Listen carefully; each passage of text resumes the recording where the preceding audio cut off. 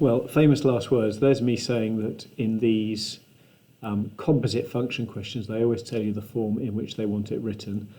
And yet here, in question 3 of the first predicted paper I've emailed you, is one where they don't.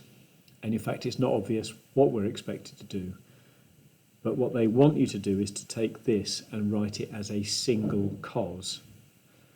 So you can compare it with the original cos function and say what the transformation is. So what we need to do, and what I still believe any genuine exam question would say, would be write this in the form r cos theta minus alpha. Now, a couple of you asked, hey, how do I know if this is a plus or a minus? And as I said, I've never seen an exam question where they don't give you that form. I've seen questions where these aren't lined up correctly, so you've got to be careful when using my trick. But anyway, it is easy to remember. If they want you to write it as a cos, look at the sign here, and it's the opposite. And if they want you to write it as a sine, look at the sign here, it'll be the same.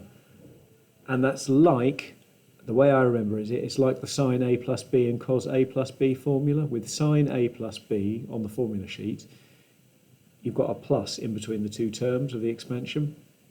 Whereas with cos A plus B, you get a minus. So I always remember that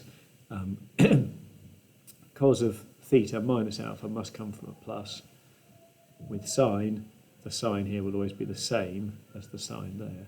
Anyway, now I've shown you that this is a question like this. I'm hoping you can do it. This bit will be easy. And so in comparing that with the original cos curve, you know that it's been translated in the x direction and it's been stretched in the y direction. Hopefully that will allow you to answer that question.